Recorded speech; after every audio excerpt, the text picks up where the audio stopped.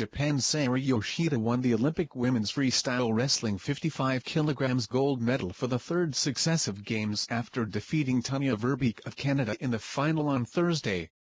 Her victory saw Yoshida, a 9-time world champion, equal the record of 12 world-level titles held by Russia's 3-time Olympic Greco-Roman gold medal winner Alexander Karelin.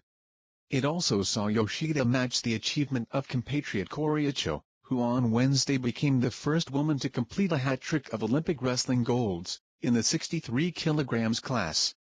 Both Yoshida and Icho are the only Olympic champions in their weight classes in history, as women's wrestling only made its debut at the 2004 Athens Games. The bronze medals in the 55 kg category went to Colombia's Jackeline Renteria Castillo and Azerbaijan's Yuliya Ratkevich.